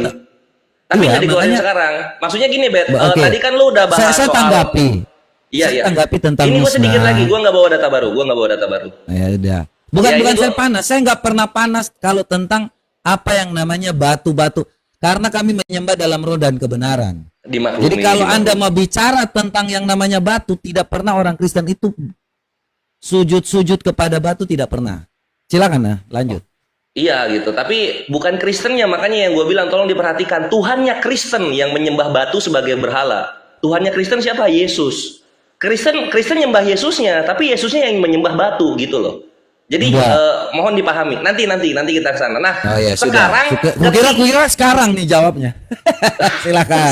sabar, Bet, sabar. Oh, Nah, ini iya. terakhir nih. Gua nggak akan bawa data lagi supaya lu nggak kelimpungan. Ini gua balikin kamera. Jadi, ketika Nabi dijawab salam, ada batu memberi salam, perhatikan. Yesus dan Yahweh mati-matian ingin menyetarakan kemahakuasaannya dengan batu-batu yang ada di Yerusalem. Sehingga ada kemungkinan batu yang menyapa Nabi itu adalah Tuhannya kawan-kawan Kristen. Gitu. Silakan, Beb. Baik, ya. Ini besarin saya dulu Pak Ustadz. Enak nih kalau dengan kores kayak gini Minta ya. besarin dia. Ya, ini karena saya data. Ya, saya tuh Bang kalau Kores ngomong pakai akun lain ada nggak? Bentar, Bet. Akun lain. saya nggak pernah Bang Kores. yang namanya lari kalau seperti ini. Pakai akun lain Bang Kores, Kores supaya pakai jangan. akun lain. Bisa nggak? Nggak akan turun ini. Lanjut aja. Nggak akan turun ini. Masalahnya saya yang kena kalau enteng nggak turun. Oh, gitu. Lihatnya. Oh iya. Pelanggaran. Gimana ya? Ya udah. Ada akun yang lain. Ya banyak akun. Tunggu bentar. Iya. Udah, Silakan. masukin dulu. Gampang ini. Kalau tentang yang namanya mitzah ya, hal-hal yang namanya misnah ya, tafsir-tafsir rabbinik itu ya itu kan ajaran Yahudi. Ya, jadi silakan ya, orang-orang Yahudi saat ini tuh selalu dengan yang namanya tradisi-tradisi omong kosongnya aja. Ya. Kalau Anda mau ngomong tentang hal seperti itu, oke saya jawab ya. Belum ya? Silakan. Iya nih, bentar. Iya. Ustadz sambil nunggu kores nih, follow dulu Iwan Villa ya. Ini suara saya udah begini nih, udah lagi flu banget nih. Iya. Mata pistol Mana Bang kebanyakan Koresnya? framing juga saya lihat ngomongnya. Diam, kalau kau bacanya nggak sedikit, punya ilmu kau diam. konsepnya Nanti kau panjang, lebar kusikat penjelasan, kau padahal nanti pendapat kau dibela pribadi sama itu. Yusuf PI. Mending kau diam. Kau bukan level Udah, saya saya. nggak ikut-ikut Kau kan. jualan mobil-mobil aja di sana. Saya sama Paulus ya, urusan Paulus sebelum Eh, selesai. Nggak apa-apa. Kau saya suara kasih saya tahu. nggak ada. Naik aja Kau yang saya lain kasih dulu. tahu kau. Kalau kau masih hidup di sana, nggak usah banyak bacot. Ikut aja jual mobil aja. Ya nggak usah aneh-aneh di sini. Alah, Ya, mulai iya. planning pribadi. Nggak. Gini, saya kasih tahu Mata you. pisau, You mau nggak pakai ada. ilmu, Apa nama Nggak ada tunjukkan ada. ilmunya. Ngoceh aja. Jangan framing. Anda Nggak, tadi mengatakan framing tentang Anda. saya. Yang framing Saya Anda, baru bukan bilang saya. mending kalau Anda masih di Amrik bawa-bawa nama Amrik, enggak bawa kerja nama di sana yang Amrik. baik dan Kenapa benar, bawa nama Amrik? ya. Alah. Loh, Anda itu nama Anda tuh bawa-bawa nama Amrik, bendera Amrik kan? Apa-apa. Kerja di Itu kan sana. menciri-ciri khas saya. Suka-suka kau Ya, mata iya pisau. makanya Mata kalau pisau masih kau pamer-pamer ada tumpul. Amrik, kau kerja dulu di sana. Ya kau kerja dulu. Gak usah Mata framing pisau saya, kau bukan tumpul. kelas saya. Alah, Kau mata pisau kau Aduh, nanti aduh, kalau aduh, ku aduh. jawab, Diskusi lah. kau saya diturunkan. Nah, berani dia sama perempuannya. Begitulah dia, matanya udah tumpul itu. Udah picak kata orang bawah. Udah lanjut Kau yang Ustaz. ngomong saya bilang berani dengan perempuan. Kau yang ngomong saya loh. Saya diam ketika kau promosi akun kau. Kau cuma framing data sedikit, kau ngoceh aja panjang lebar. Nah sekarang lanjutin, mana koresnya belum naik. Saya nggak mau urusan sama kau. Ya sekarang. makanya. Nanti urusan Mau Paulus kores. boleh sama Kau saya. kau diam di situ. Kau nggak ngerti apa-apa, diam. Apa saya Nggak usah nyimak. framing-framing. Apa nggak berau apa-apa. Nanti kalau ku sikat kau, Silakan tahu ya, aja. saya nggak peduli. Oh saya nggak peduli juga. Emang nggak Ya makanya. tahu. Oh, jangan ngemis-ngemis bilang yang namanya cewek-cewek. Saya sikat juga. Oh saya sikat juga kau. Mau ke nama pisau, nama malaikat juga nggak masalah. Ayo lanjut. Oke, Bara. guys. Oke, lanjut ya. Dah, jangan debat kusir. Ini ada yang namanya tadi tentang yang namanya misnah ya. Jadi Kores ini membawa misnah-misnah. Ini ditulis tahun 2000 oleh rabinik-rabinik ya. Kalau teman-teman lihat cerita-cerita yang namanya bersumber, kalau misnah ini adalah karya besar pertama dalam literatur rabinik. Jadi ini tentang yang namanya literatur disusun oleh Rabi Yahuda Hanasi sekitar tahun 200 Masehi. Jadi ini bukan suatu hal pendukung yang benar ya. Ini hanya cerita dari lisan ke lisan, kemudian baru dituliskan. Jadi semacam dongeng-dongeng yang ada kemudian baru dituliskan. Ya. Itu ya, saya jawab tentang yang namanya tafsir-tafsir rabinik. Tentang yang namanya kekristenan, kami tidak pernah yang namanya menyembah batu. Ya, kami tidak pernah yang namanya menghapus dosa dengan batu. Ya, Tuhan Yesus di sini katakan, tetapi akan saat datangnya tiba bahwa penyembah-penyembah benar akan menyembah Bapa dalam roh dan kebenaran. Sebab Bapa menghendaki penyembah-penyembah demikian. Allah itu roh. Dan barang siapa yang menyembah dia, menyembah dalam roh dan kebenaran. Jadi tidak ada yang namanya kami menyembah batu. Ya, ini saya sampaikan dengan tegas, tidak pernah ada yang namanya Kristen bicara dengan batu seperti yang dikatakan oleh dalil Islam sendiri. Kalau dibilang bahwa tentang rukun Yaman yang Kores bilang, ya kalau batu yang berbicara, entah batu mau bilang bersama-sama dengan rukun Yamani, tetapi di sini Nabi berbicara dengan batu. Ya, ini kalau memang tidak yang namanya tidak kenal dekat, kalau tidak yang namanya ngobrol, tidak mungkin dia berani mengatakan, akulah yang paling mengenal batu di Mekah. Masa contohnya ya, Yusuf PI dengan Kores tidak saling mengenal dekat, tapi berani ngomong mengenal dekat. Tentu sudah ada pembicaraan dong. Tentu sudah ada yang namanya komunikasi beberapa kali. Makanya dibilang sangat dekat. Terkait dengan yang namanya Hajar Aswad, ya ini memang hanya batu yang ngomong sama Muhammad itu ya batu Hajar Aswad, tidak ada batu yang lain. Terkait dengan batu Hajar Aswad mau menyampaikan bahwa yang namanya rukun Yamani ini juga bisa menghapus dosa, saya tidak peduli dengan itu. Tetapi sepengetahuan saya dalam Sunan Abu Daud dan Sunan yang namanya Sahih Muslim ini, ya tentu Tirmizi 3557 ini juga menyampaikan Hajar Aswad yang mengatakan, ya. Dan kalau kita melihat bagaimana Hajar Aswad ini menyampaikan, karena pada saat zaman itu banyak penyembahan terhadap batu. Nih kita buka ya. Penyembah batu. Ini di dalam hadis Islam sendiri teman-teman. Ya. Ini saat itu tuh penyembah batu teman-teman. Jadi kalau teman-teman melihat di dalam hal-hal seperti itu, dulu kami menyembah batu. Apabila kami mendapatkan ini ya, Sahih Bukhari 4027 ya, supaya jangan teman-teman berpikir bahwa saya ini membuat framing. Tidak, dari kalian untuk kalian kepada kalian. Saya tidak pernah pakai data dari luar, dari agama manapun. Ya, jadi ini untuk kalian sendiri. Dulu kami menyembah batu. Apabila kami mendapatkan batu yang lebih baik, maka kami melemparkannya dan kami mengambil yang lain. Dan apabila kami tidak menemukan batu, kami mengumpulkan segenggam tanah, lalu kami bawakan seekor kambing, kemudian kami peraskan susu untuknya, lalu kami tawaf dengannya. Ini yang melakukan tawaf ini adalah penyembah batu. Apabila datang bulan Rajab, kami mengatakan tidak ada peperangan, maka kami membiarkan tombak maupun panah tajam kecuali kami cabut, ya, lemparkan sebagai yang namanya pengagungan. Tapi pada intinya gini, ya, saya mau jelaskan di ayat ini aja, ya. Poinnya gini, penyembah batu itu melakukan tawaf. Yang melakukan tawaf lebih dulu adalah penyembah batu atau Islam. Karena tentu adanya di sini penyembah batu yang melakukan tawaf. Ya. Kalau teman-teman lihat dalam dalil-dalilnya, batu bisa menghapus dosa, batu bisa berbicara dengan nabi, batu bisa melakukan segala sesuatu, itu tentang batu semua. karena batu itu disembah. Kalau kami, sejak kapan ada orang yang namanya bangsa Yahudi melakukan tawaf? Tidak pernah. Tidak pernah bangsa Yahudi pun melakukan yang namanya penyembahan terhadap batu. Kemudian mereka ngambil susu kemudian melakukan tawaf. Tidak pernah. Yang melakukan tawaf itu adalah Islam. Yang melakukan hal-hal tawaf itu adalah penyembah batu. Ini ya. Jadi ini dari dalil kalian untuk kalian, tidak pernah saya melakukan framing. Ya. Jadi tidak pernah ada yang namanya bangsa Yahudi itu datang melakukan tawaf kemudian menyembah batu. Tidak pernah juga bahwa dalam midras itu Udah, Bet. atau teman-teman semua, loh kenapa dipotong? Saya kan masih jelaskan. Iya. Bingung aku dengan penjelasan kamu. Loh, memang kan ini kan saya lagi tegaskan. Yang namanya melakukan tawaf itu adalah penyembah batu. Penyembah batu ini bersama-sama Iya. dengan Islam atau tidak? Karena di sini Kau hadis Sahih ringkasin. Bukhari. Maksudnya poinnya apa gitu? Kau ringkasin gitu.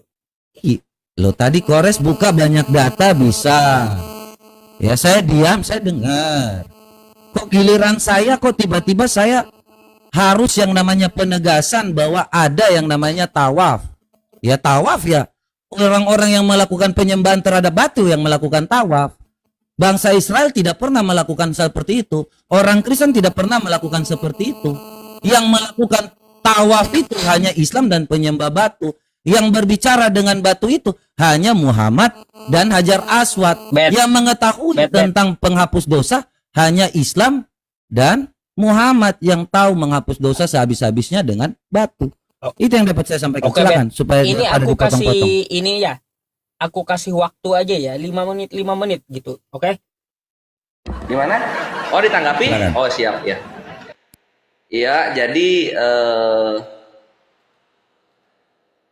pertama soal berbicara dan menyembah, Bet, gue nggak akan mengulang apa yang udah gue tampilkan gitu. Berbicara dengan batu itu ajarannya nenek moyang Yesus, yang dimana bisa kalian lihat itu di Rasi untuk penjelasan Kejadian 3:22. Harus berbicara dengan batu supaya batu bisa menghapus dosa, dan ajaran ini harus kalian turun temurunkan kepada anak cucu kalian. Itu tadi sudah datanya. Lalu kemudian lalu kemudian Di yang mana itu tadi, Bang? di Rasi tadi, gua harus nampilin lagi ya. Tunggu. Nah, ini di Rasi di sini. Nanti kalian bisa buka di sini ya kawan-kawan, karena Yahweh dan Yesus itu mati-matian ingin menyetarakan dirinya dengan batu gitu. Entah kenapa. Di sini ya. You shall speak to the stone. Tuh. Rasi on Exodus. And you will atone for the house. Dan kamu akan menebus dosa untuk rumah. Dan you shall teach it to your sons. Kau harus ajarkan itu kepada anak-anakmu. Memang nenek moyang dari Yesus ini sudah sangat terkait dengan berbicara pada batu. Di dalam Islam batunya ngasih salam. Di dalam Yahudi dan Kristen batunya yang diajak berbicara gitu. Ini datanya ya. Ini tinggal nunggu viral aja sebenarnya kawan-kawan Kristen dan Islam gitu. Lalu soal menyembah batu tadi dibawakan kan Umar dulunya menyembah batu. Betul, Umar dulu seperti Yesus di Sota 47. Yesus pergi mendirikan sebuah batu bata dan menyembahnya sebagai berhala. Umar dan Yesus dulu sama-sama menyembah batu. Tapi alhamdulillah Umar bertaubat masuk Islam. Zaman Yesus Islam belum ada gitu, sehingga ini kita nggak tahu dia bagaimana nasibnya. Ya ini ya, tuh. Gua nggak bohong dan gua nggak framing. Gua membacakan apa yang tertulis. Yesus pergi dan mendirikan sebuah batu bata dan menyembahnya sebagai berhala, begitu. Kena lagi Aduh, kau, selamat Bang. datang di kebenaran gua. Kena lagi. Ah, elah. Kena lagi. Cuma data begini doang, dia. TikTok, sabarlah TikTok. Oh, terus ya ini ya, gini gue lanjutin dulu sebentar. Sehingga nggak bisa dibantah lagi. Umar bin Khattab dan Yesus dulunya sama-sama menyembah batu, Robert. Ini harus dipahami. Tapi Umar masuk Islam, selamat dia. Yesus jadi Tuhan. Jadi ini ada dua profesi ya. Umar dulu nyembah batu, akhirnya masuk Islam. Yesus dulunya nyembah batu, kemudian jadi Tuhan. Ah, gitu. Iya. Sekarang perhatikan, dia bawa Yohanes 4:24 ya. Allah itu roh katanya. Allah itu roh. Ah, ini untuk kawan-kawan Kristen dari Indonesia, mohon belajar bahasa Yunani. Ini gua bawakan Yohanes 4:24 dari biblehub.com. Perhatikan. nema oteos. Tidak ada kata itu dalam bahasa Yunaninya. Sehingga di sini apa? Strip. Di sini apa? Bani kurung. Dar. Itu adalah kesesatan dalam terjemahan. Sehingga kalian sudah 3 generasi tersesat ketika menyatakan Allah itu roh. Tidak ada satupun dalam perjanjian baru mengatakan Allah itu roh. Yohanes 4:24, nema oteos ini hanyalah ruh Allah atau ruhullah ini kalau dalam bahasa Arab. Selamat datang di kebenaran. Kita mengetahui bahwa Robert ternyata tersesat karena dia mengimani terjemahan. Kalau dalam bahasa Yunaninya ketika Yesus berkata itu bukan Allah itu roh artinya. Gitu ya. Nih Yohanes 4:24. Dan yang terakhir soal itu Yahudi baru tahun 200 gitu loh. Memang kitab kalian dari kapan? Bet. Ini yang paling lengkap mengenai perjanjian baru itu baru ada di tahun 325, lebih tua Yahudi. Ini namanya Codex Sinaiticus. Lalu yang kedua Codex Vaticanus. Codex Vaticanus itu di abad kedua sampai ketiga lah dia baru ada gitu. Jadi jangan ini zaman digital. Semua yang kalian doktrin ternyata bertentangan dengan apa yang ada di dalam dunia digital gitu. Lebih tua 200 tahun daripada kitab kalian Kristen. Kitabnya Yahudi ini. Gitu, Bet. Jadi apa ya? Ini soal satu lagi Mishnah Suka 4 nomor 5. Di sini dikatakan begini soal keliling-keliling itu penyembah pagan. Nah, ini kalau kita terjemahkan, ketika di Haji Safuot, Yahudi itu kan hari hajinya ada 3 ya, salah satunya Safuot.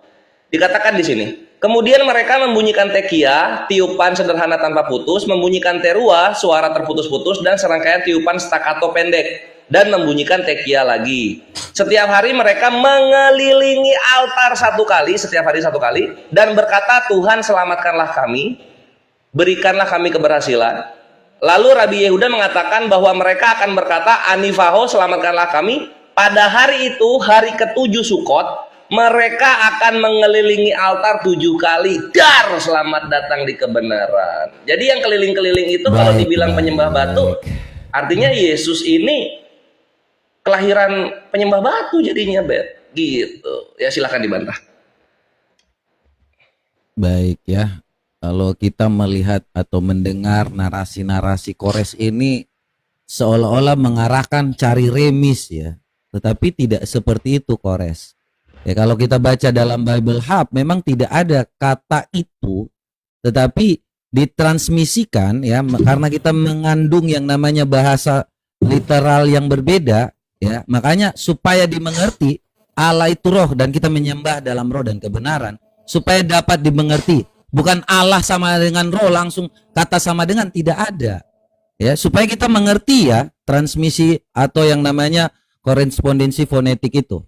Ya, terkait dengan yang namanya batu, kau mengarahkan tentang yang namanya di Sefaria.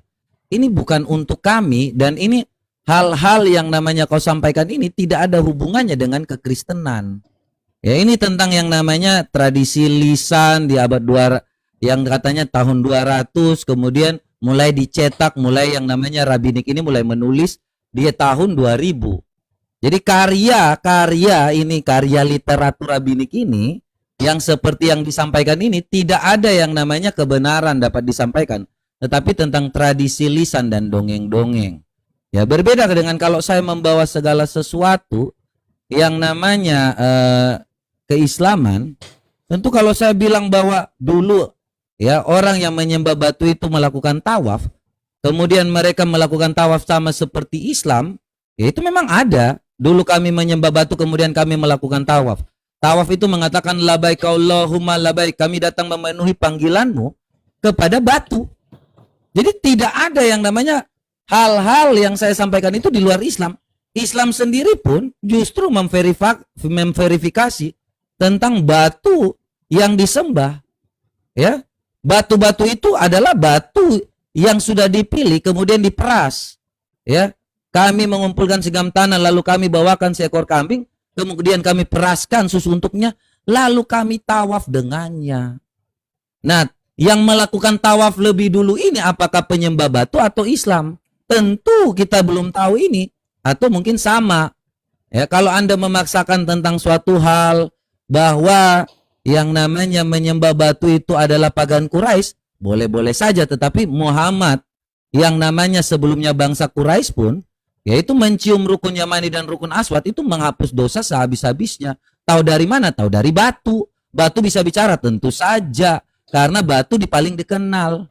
Ya, batu itu memberi salam kepada Muhammad dan paling dikenal oleh yang namanya Muhammad. Otomatis kita akan mengetahui di sini literasi dari Muhammad itu tentang yang namanya batu-batu saja. Ya, cebok pakai batu pun itu sumbernya dari mana saya nggak tahu juga. Kenapa bisa ada yang namanya mengajarkan cebok pakai 3 batu, dan itu jelas ada. Saya kenapa hubungan Islam ini terkait dengan batu itu sangat luar biasa. Kalau teman-teman bisa membaca juga, apakah memang batu itu juga selain bisa menghapus dosa, batu juga yang namanya bisa juga yang namanya menghapus tinja. Kalau teman-teman baca ya, apa hubungannya dengan batu ini? Ya, ini katanya kalau dengan batu itu selalu dengan bersuci. Bersih tinja itu kan bersuci. Sahih Muslim 386. Ya, aku ya melihat Muhammad ya masalah bersih tinja. Beliau melarang kami dalam bersih tinja ya dengan tangan kanan atau menghadap kiblat. Ya. Kok nggak nyambung, Be? Dan ini tentang batu juga. Bersih tinja itu kan mensucikan, Yusuf. Ya benar nggak? Suci nggak? Si tinja itu tentang mensucikan nggak? Makanya jangan kalian bersih tinja kurang dari 3 batu. Kenapa fokusnya semua tentang batu? Ya, ini kan bersuci, benar nggak? Kalau bersuci itu harus menggunakan batu, benar nggak? Kalau nggak mau kalau nggak pakai batu nggak suci dong, Yusuf. Bersih tinja itu mensucikan diri. Makanya kenapa harus dengan 3 batu? Masalahnya gini. Coba. Dari tadi kau bahas batu Hajar Aswad, lalu tiba-tiba bahas batu yang lain gitu loh. Nggak nyambung. Karena segala sesuatu yang dilakukan Islam itu sama juga dengan penyembah batu yang tadi dikatakan. Semua tentang batu, mensucikan diri dengan batu, cebok pakai batu, hapus dosa pakai batu. Kan semua dengan batu. Jadi kalau saya sampaikan, ini hubungannya dengan yang namanya semua tentang batu, karena menyembah batu. Islam pun juga seperti itu. Hubungannya semua bersuci dengan batu, hapus dosa dengan batu. Itu kenyataan loh. Data. Silakan. Ya, nah, jadi Yohanes 4:24 diterima oleh Robert ya, tidak bisa dibantah sama sekali karena memang ya kalau terjemahan artinya nggak ada keselamatan kalau misalnya mengimani terjemahan itu. Terus manuskrip juga tadi ya tahun 200 Robert harus mengimani kekalahannya gitu karena perjanjian baru ada di tahun 300-nya. Sehingga Yahudi itu menang 100 tahun lebih dulu. Tradisi lisan itu betul. Karena ketika orang-orang Yahudi berbicara mengenai Yesus ini, lalu kemudian dibukukannya di 200 tahun setelah itu gitu. Sama seperti ketika orang-orang Kristen mengimani Yesus sebagai Tuhan, dibukukannya ketika di 300 tahun setelah itu gitu. Jadi nggak ada masalah sih gue bilang di sana.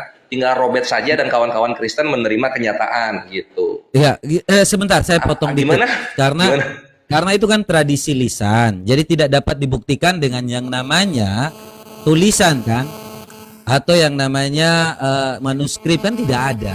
Jadi silakan. Kalau Anda menarasikan seperti itu silakan saja. Iya. Pada intinya itu sudah diakui bahwa itu lisan kan. Silakan. Iya. Iya gitu. Jadi tradisi lisan ini menang 200 tahun daripada kekristenan. Karena kekristenan tradisi tertulisnya baru ada di tahun 300. Itu sih kenyataannya gitu, Bet. Itu harus diterima gitu. Nah, lalu soal Islam sama dengan menyembah batu, kami tidak sama dengan Yesus. Sebagaimana yang kita sudah lihat, Yesus itu di masa mudanya dia menyembah batu. Ketika dia tua, dia menjadi Tuhan. Berbeda dengan Umar dulunya menyembah batu, lalu kemudian ketika tuanya dia masuk Islam. Gitu, Bet. Ini harus dibahas sampai orang-orang Kristen mengetahui masa mudanya Yesus. Gitu. Yesus, kawan-kawan Kristen jangan mengelak lagi, datanya sudah ada di internet. Yesus ketika mudanya, ketika dia sakit hati dengan gurunya, dia mendirikan batu bata untuk disembah. Kami Islam tidak seperti Yesus yang menyembah batu gitu.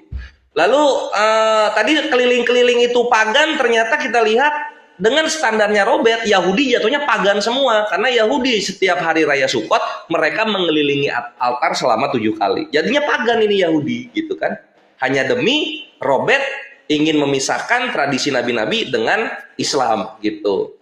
Nah, lalu kemudian memanggil batu. Aduh, lagi-lagi yang kena tampar di sini Yahudi, Robert. Kita lihat sidurnya orang-orang Yahudi ketika sedang berhaji Sukot. Itu ada di Sidur Sefard, di hari raya Sukot, dalam urutan Hosanot. Hosanot itu jamak dari Hosana ya. Kalian orang Kristen tahu Hosana itu artinya keselamatan. Hosanot itu keselamatan yang jamak. Ini ada di sidurnya, Yahudi punya. Dan gua rasa Robert akan kelimpungan lagi. Nah, ini di dalam sidur itu kalau di Islam sholawat, kawan-kawan Kristen dan Islam. Dalam sidurnya Yahudi dikatakan ketika dia sedang hari raya Sukot, dia mengatakan begini di sababnya. Sabab itu tawafnya Yahudi. For the sake of your truth, foundation stone, I shall set up my prayer, God of salvation, the nation guarded, the Messiah who brings salvation. Demi kebenaranmu, batu fondasi, aku akan memanjatkan doaku, Allah penyelamat, bangsa yang terlindungi, sang guru yang membawa keselamatan. Dar, ternyata Yahudi itu batu fondasi Tuhannya. Kan ini tadi yang Robert mau kan? Robert maunya begini kan? Ah, kena Yahudinya. Kena lagi Yahudinya. Kalau udah kayak gini gimana Kristen? Gimana? Mau bubar? Udah 2000 tahun. Udah 2000 tahun jalan. Tapi gimana dong? Setiap standar yang Kristen buat itu menghajar imannya sendiri. Terakhir perhatikan mengenai bab toharoh atau mensucikan diri. Nah, di bab toharoh ada pembahasan beristinja atau membersihkan lubang-lubang kotoran dengan batu. Nah, di sini kan perhatikan Bet dan kawan-kawan Kristen perhatikan. Beliau juga menyuruh untuk beristinja dengan 3 batu. Ya, dengan 3 batu. Ini hikmahnya Bet begini Bet. Harus diketahui. Setiap pelajaran agama itu ada hikmahnya. Ketika kita tahu bahwa dalam Islam 3 itu untuk kotoran, di dalam kekristenan 3 itu untuk sesembahan. Jadi kawanku, aduh gak tega gue, tapi nggak, ini harus disebut ini karena ini kebenaran. Untuk merendahkan penyembahan-penyembahan yang salah, maka ketritunggalan di dalam kekristenan itu dikonversi di dalam Islam menjadi untuk membersihkan berak gitu. Karena perhatikan Bet, 3 batu itu satu hakikat. Batunya 3, ada berapa pribadi? 3. Hakikatnya berapa? 1. Nah, jadi Tritunggal itu dipakai cebok di dalam Islam. Sedangkan Tritunggal di dalam Kristen itu dipakai menjadi konsep ketuhanan. Gitu. Baik. Sip. Terima kasih. Saya jawab itu aja ya. paling yang bisa kita sampaikan. Silakan. Oke. Kalau hanya framing seperti itu tidak membuat keimanan saya itu luntur. Ya, apalagi hanya data-data seperti yang Kore sampaikan. Ya, teman-teman semua tahu ya bahwa kami orang Kristen ya dan mengetahui tentang apa yang menjadi 10 perintah Allah itu jangan menyembah berhala ya, berbakti kepadaku saja dan cintailah aku, jangan menyebut nama Tuhanmu dengan tidak hormat. Jadi kalau di dalam hal ini tidak ada berhala ya tentu tidak ada yang namanya batu ya, itu yang paling pertama. Yang kedua, kalau kita orang Kristen ya dan bangsa Yahudi pun tidak menyebut nama Tuhan itu dengan sembarangan, sama seperti teman-teman Muslim. Mau berperang pun pakai bawa-bawa nama Allah. Ya saya nggak tahu kenapa sampai harus dibawa-bawa. Mau melakukan apapun, bersih tinja pun bawa nama Allah. Ya mau yang namanya melakukan apapun, ya kalau kita baca Quratul Uyun pun mengeluarkan air mani itu juga harus bawa-bawa nama Allah. Ya makanya itu saya nggak ngerti nangkap dari mana, apakah memang ini berhubungan dengan ajaran batu. Tetapi kalau kita sampaikan juga ya, kalau teman-teman tahu tentang pagan ya. Ini saya kasih tahu teman-teman semua, pagan itu ya, siapa yang menemukan kata pagan ya, istilah paganisme itu digunakan untuk merujuk pada praktek ya. ya. Jadi ini yang menulis adalah seorang yang namanya siapa di sini ya? Nah, Tirmizi Abbas ya. Istilah paganisme untuk digunakan merujuk pada praktek-praktek tradisi penyembah berhala. Dalam sejarah, istilah lazim ini digunakan oleh komunitas Kristen awal di Romawi pada abad keempat guna membedakan keimanan mereka dari praktek dan tradisi pemuja para dewa. Jadi kalau di sini teman-teman tahu bahwa pagan itu penyembah batu itu justru Kristen yang temukan. Tidak mungkin Islam ya, atau tidak mungkin bahwa di sini tadi dikatakan mau membuat framing tentang hal-hal yang namanya Yesus Kristus dan bangsa Yahudi. Tidak pernah ada yang namanya mereka itu menyembah batu atau dewa-dewa lain. Tidak ada. Karena ini diberikan, ya ini data ilmiah ya teman-teman semua dari orang UGM sendiri. Jadi itu yang ditemukan oleh orang Kristen, bukan dari Islam. Jadi sorry teman-teman kalau asal klaim ini pagan. Sampai pada abad ke-6 ada yang menyembah batu ya. Jadi ini ya. Saat itu paganisme menjadi salah satu kategori pembeda paling penting di dalam proses kristenisasi di luar Eropa. Ya, di luar Eropa ini artinya ya menyangkut Arab juga, menjadi sasaran kristenisasi lantaran kepercayaan yang sesat dan perilaku yang barbarik dan terbelakang. Jadi orang-orang zaman jahiliyah memang barbar. Makanya dibedakan dengan yang namanya tadi sudah disampaikan bahwa Islam itu kalau berhubungan semuanya dengan batu ya. Ada cebo pakai 3 batu dan saya heran kenapa selalu hubungannya dengan batu, lempar jin dengan batu. Jin gak ada juga lempar batu juga. Itu tradisi-tradisi itu tuh dapat dari mana ketika yang namanya melempar jin dengan batu ya. Itu tradisi-tradisi Arab, mereka melakukan suatu ritual-ritual lempar setan dengan batu. Emang setan bisa dilempar dengan batu? Itu kenapa harus dengan batu juga? Kenapa cebo harus pakai batu? Kenapa yang namanya mau menghapus dosa kenapa juga harus dengan batu?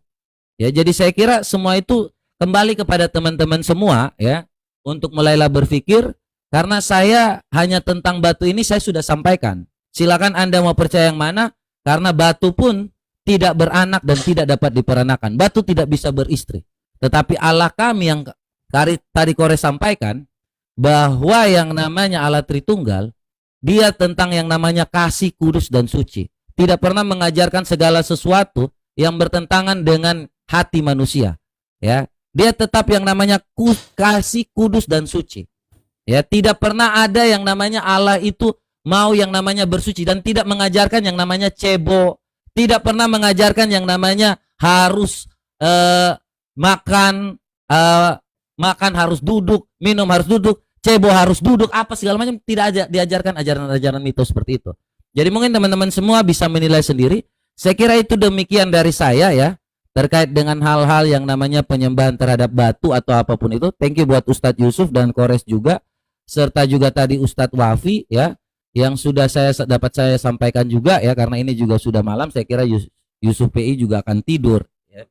Jadi itu yang dapat saya sampaikan ya. Teman-teman sekarang menilai sendiri ya, ajaran mana yang benar.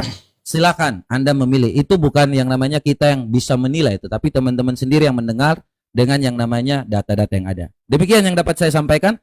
Thank you buat teman-teman semua ya yang udah hadir. Dari Yusuf PI, Vera Istar dan Wafi juga ya. Thank you. Saya kira saya turun dulu ya. Oh, nggak dengerin ini tanggapan dulu. Gimana? Loh, tadi kan lu yang tanggapi. Awal kan lu. Gua udah tutup gitu, nih. Nggak bisa, nggak kuat. Ya udah. Bukan nggak kuat. Nah, gitu, ini bukan. Gua baik, gua nggak ampuni, bukan gua dengan ampuni. nggak kuat. Gua nggak Terus bukan gua kenapa? nggak kuat. Kalau nggak kuat ya. Kalau hanya dulu. Kores. Iya. Kalau hanya tentang omong-omong saja seperti itu, ya itu tidak akan membuat. Gue ini bukan tipe orang yang baper, nggak pernah. Terserah lu mau ngomong apapun, karena saya percaya bro, ya, saya dihina pun tidak akan mengurangi kemuliaan Tuhan saya. Tuhan saya tetap mulia. Makanya ini Ya. edukasi, bukan penghinaan sebenarnya. Bukan, karena tidak ada hubungannya ketika you bicara hanya tentang kalau di dalam Islam 3 batu dipakai untuk yang namanya bersih tinja bersuci. Di dalam Kristen Tritunggal. Kan tidak ada hubungannya, itu hanya tentang framing Ada dan hubungannya kalau kan dong. saya, enggak gini, itu Apa? tidak ada yang membuat saya sebentar. itu tidak membuat saya menjadi yang namanya baper. Karena Itu kepercayaan bagusnya Kristen dari lu itu, Bet. Makanya standby Iya. aja dulu. Ini ada data buat lu Makanya- buat belajar. tidak ada gunanya untuk belajar. nggak mau. Gini. Ya, Kalau gimana? lu memberikan pelajaran, oke lah. Tapi ini tidak ada gunanya mendengar hal-hal yang lucu-lucu seperti itu, bro. Ya, Kecuali lu memberikan namanya juga edukasi. Kristen zaman dulu belum dewasa pasti ada lucu-lucunya. Bukan. Kalau Apa lu dong? hanya bicara tentang yang namanya lisan-lisan ya dari rabinik Yahudi yang baru ditulis tahun 2000, ya itu biasa. Namanya juga framing. Ya. Iya, kalau Untuk framing yang kan mau gua yang merimbakan bikin Tuhan websitenya. Yesus, Ini kan ya Yahudi sendiri silakan. yang bikin. Iya, itu kan Yahudi. Yahudi bukan Kristen kan? Tapi kalau gua Tapi keselamatan menampilkan datang data, dari bangsa sebentar. Yahudi kata Tuhannya Kristen. Kalau yang namanya gua sampaikan itu dari Islam untuk Islam dan kembali ke Islam, kalian bantah sendiri data kalian. Loh, kalau Kalau kami kami tidak dari ada Yahudi yang untuk namanya- Yesusnya, Kristen belajar Nggak tentang bi- Tuhannya. Nah, kami sudah Itu menyampaikan Tuhan Yesus tidak pernah yang namanya sembah batu, tidak pernah yang namanya Terus melakukan data yang segala tadi sesuatu. gimana? Di report aja data yang tadi itu, supaya itu lengkap. kan namanya lisan-lisan, hanya tulisan dongeng-dongeng palsu aja. Jadi nggak ada yang bermasalah dengan kekristenan. Yesus Gua- sembah batu ya, Tunjukkan, Tradisi tunjukkan lisan dongeng manuskripnya. gimana? Jadi itulah Gimana, saya kira gimana? ya, kalau hal-hal yang namanya mungkin kalau memberi ilmu saya dengar. Tetapi kalau hanya tentang yang namanya Tritunggal dengan cebok tiga batu tidak ada hubungannya. Ya Hal-hal ada seperti dong itu sama-sama tanpa- tiga. gini. Tiga pribadi. Logi- Batu kami pribadi bukan jelas. atau hakikat. tanpa Apa? kami tidak perlu yang namanya menghina. Kami menyampaikan dengan data. Karena kami tahu Dari yang mana menghina Tuhan kami sudah Kenapa sangat sih gua hina kok- ajarannya. Ngapain bilang kami harus menghujat menghina sih? lagi? Loh, itu jelas loh. Yang mana? Saya Ini tidak pasti bilang bahwa menghujat. Astagfirullah. Siapa bilang? Saya tidak pernah mengatakan bahwa Anda menghujat, tetapi tidak Alhamdulillah. ada Ya, hubungannya. bagus kalau gitu. Takutnya salah. Jelas, persepsi. kalau saya tuh nggak biasa menuduh. Tetapi kalau saya bilang ada yang menghina agama kami tanpa menghina pun yang ajarannya itu sudah sangat hina, ngapain lagi kami hina? Jadi Iya kan, hanya sama-sama kita menampilkan seperti data itu. aja. Sama-sama saling Ya, iya. mengasihi. Iya, makanya saya mengasihimu, saya mengasihi teman-teman semua di sini, tidak ada yang namanya saya membenci. Makanya saya Bagus. sampaikan juga Jadi mau bahwa dengerin data gue kalau yang terakhir? namanya Enggak. kalau yang namanya lu hanya ngomong tentang hal-hal Tritunggal, batu, itu tidak ada intinya, tidak ada akan masuk kecuali lu menyerang suatu Ya, inti karena yang lu membuat gua menolak berpikir. gitu loh, Ben. Contohnya Karena lu kayak menolak tadi kebenaran. si Wafi, sebentar. Apa? Kalau si Wafi tadi dia membantah dengan data. Nah, itu membuat saya berpikir dan saya mengambil untuk Loh, yang tadi namanya gua cara berdata- berpikir. tadi Tetapi gua kalau bawa you data hanya apa itu? ngomong, Data Mobile Legend memang kan itu data agama itu. iya, apa hubungannya lu cebok tiga batu dengan lu ngomong Tritunggal? Kan tidak ada hubungannya. Sama-sama tiga. Lu iya, hanya itu kan. Itu Hubungannya dah. dengan Tritunggal. Nah, itu kan tidak ada yang namanya suatu hal pendidikan di situ. Hanya ada asal-asal ngomong aja. Lo bukan Kayak itu kan pembelajaran evaluator kecil. jadinya gitu bahwa Ya, Tuhan itu satu oke, bukan itu tiga kan kalau mau evaluator dibawa aja. hikmah ke sana. Itulah Apa? itulah makanya tidak ada gunanya mendengarkan hal-hal yang seperti itu. Dan saya kira kalau hanya hal-hal seperti itu, dongeng-dongeng seperti itu tidak menambah ilmu, bagi Loh, saya pun Tritunggal itu silakan aja bukan ngomong di dongeng, sini. cebok tiga batu bukan dongeng. Kenapa kalau disatuin Ya, jadi dongeng? Udah itu aja ya. Saya Gimana? kira nanti kalau memang mau apa kita debat aja, Kores. Nanti kita buat jadwal. Oh iya iya iya, wis satu kalau gitu. Iya iya, siap siap. Ya. Eh Kalau ini di follow Online dulu dong, Stay. follow dulu. Ini akun gue baru soalnya. Yang kemarin Oke belum. oke. Yuk. Oke, sip ya. Thank you buat Sip, ya teman-teman wes. semua Sip. yang udah. Mohon maaf kalau Nanti ada kita kata-kata yang ketemu lagi. menyakitkan. Sungguh gue itu hanya ingin lu selamat gitu, Bre. Oke, sama-sama bro. Mohon maaf juga jika ada kata-kata yang mungkin salah atau dalam penyampaian. Mohon maaf ya. Saya ingin Siap, supaya siap. teman-teman Jangan semua diulangi aja. mengenal yang namanya kebenaran ya. Thank you. Tuhan Yo. Yesus memberkati kita semua. Ya, Tuhannya Yesus juga ingin kalian berdua selamat. Aduh. Gimana ini? Dah tidur dah. Gitu. Ustaz Wafi mana? Aduh. Akunnya habis itu. Aduh. Ustadz Wafi. Ustadz, Ente juga kena ini. izin Gimana, sedikit nanggepin tadi yang terakhir. Yang katanya, mereka tidak ada pengajaran bahwa harus begini, baca begini, harus makan, harus tangan kanan, minum, harus duduk, dan lain-lain. Nah, itu pembuktian bahwa Islam itu rahmatan lil alamin. Kenapa saya bilang begitu? Kenyataannya sekarang, saintifis sekarang ini menemukan bahwa ajaran Rasulullah di zaman dulu ditemukan sekarang ini berguna untuk kesehatan. Itu. Tapi di Kristen tidak ada pengajaran seperti itu. Ustadz kalau buka sains sekarang atau dengar Ryan Seacrest atau podcast-podcast dari radio-radio itu sudah menunjukkan bahwa ajaran Rasulullah zaman dulu sekarang ini ditemukan. Bisa disandingkan sama ini, sama apa namanya, sama kesehatan kita. Kenapa baru sekarang? Itulah ajaran Rasulullah. Makanya Islam itu datangnya belakangan, penyempurnaan daripada agama-agama sebelumnya. Jadi Kristen ini kayak dongeng aja nih agama. Nggak ada pengajaran yang penting, nggak ada. Cuma dia kan nggak mau memang sama saya. Jadi akhirnya ribut. Mendingan saya diam, biar aja si Kores yang ngelanjutin. Ya, cuma kadang-kadang memang sama dia itu nggak bisa lo kasih diam, dia ngoceh terus gitu. Itu kadang-kadang saya panas banget nungguin. Tapi nggak apa-apa lah, udah selesai. Iya, Oke, tapi ini kan Afan pun tadi aku bagian aku ngomong tadi soalnya. Nanti aja dilanjut beres ini ya, beres live. Ayo Iwan Pilat, ini Ustadz Yusuf mau penutupan nih. Yang belum follow saya tolong follow ya. Insya Allah. Kita buka kajian ya, bulan puasa jangan lupa nih buka kajian. Iya.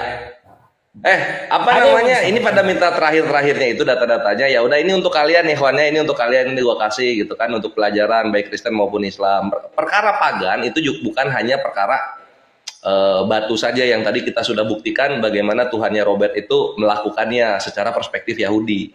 Perkara pagan itu juga membahas perkara baptis, kawan-kawan, gitu loh. Nah, tadi Robert itu dia udah tidak kuat, kuping saya mau lepas dengar Kores bawa data. Jadi ini gue kasih buat kalian ya. Kalian nanti save aja data-datanya. Nah, pagan itu berhubungan juga dengan baptisan. Nah, ini dari bible.ca, baptisan sejarah pra-Kristen. Nah, di agama-agama pra-Kristen dikatakan, Bang, saya lihat minta webnya ke atas. Kecepatan. SSD. Gimana caranya ya? Oke. Ya, tapi kan kalau websitenya doang nanti nggak ketemu topiknya. Ini topiknya. Screenshot. Nggak, tunggu, jangan dulu di screenshot. Ini kan aslinya bukan ini nih aslinya. Nah, ini tuh SSG. Udah? Nah, nanti carinya di sini ya, bible.ca ya. Ya. Nah, sip. Ini .ca bukan blogspot, kawan-kawan. Kores itu nggak pernah bawa blogspot, aduh. Kristen itu gampang nyari datanya kalau kita bisa bahasa Inggris. Nah, di sini agama pra-Kristen, perhatikan, praktek baptisan dalam agama pagan tampaknya didasarkan pada kepercayaan akan sifat permurnian air. Di Babilonia kuno, menurut tablet makhluk, air penting sebagai agen pembersih spiritual dalam kultus Enke. Nah, ini panjang nih, dia bahas nih agama-agama sebelum Kristen yang menggunakan baptisan. Jadi pagan itu sangat terkait sekali dengan Kristen. Ini yang Robert takut kupingnya lepas kalau Kores lanjutin gitu loh, kawan-kawan. Gitu ya. Iya. Ada satu lagi data mengenai cebok itu ya. Satu lagi data, dan ini ceboknya itu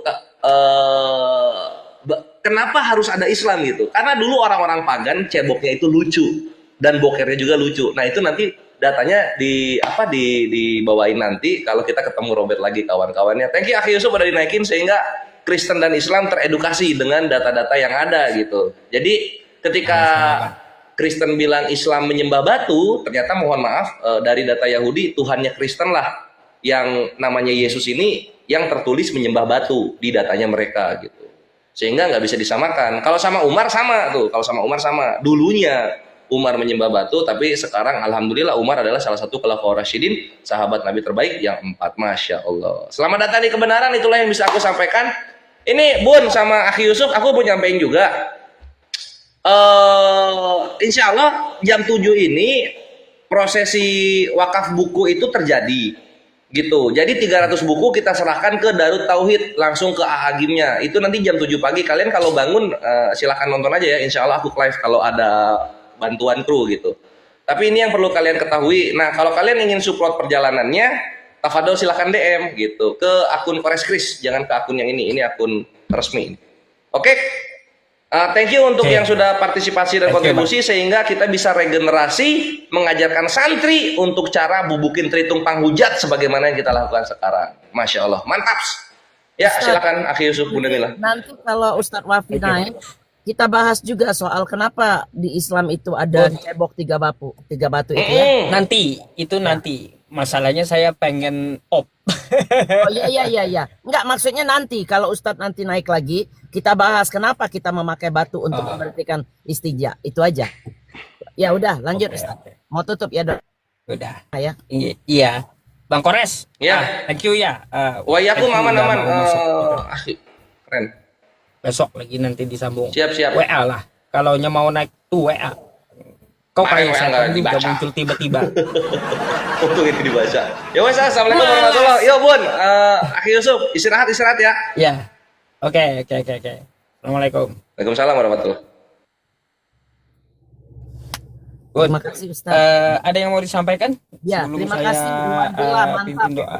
Itu bantu-bantu dibawa ngehajar begitu. Kalau yang mulai framing jangan kita biarkan gitu loh. Biar gimana kita seorang muslim, kita harus berjuang apapun yang Anda lakukan. Itu aja. Ya, terima kasih yang udah follow saya. Mudah-mudahan kita buka kajian mulai Jumat ini ya. Mulai Jumat ini saya mulai buka kajian. Insya Allah. Terima kasih Ustadz. Saya dinaikkan. Terima kasih Bunda ya. Waalaikumsalam warahmatullahi wabarakatuh.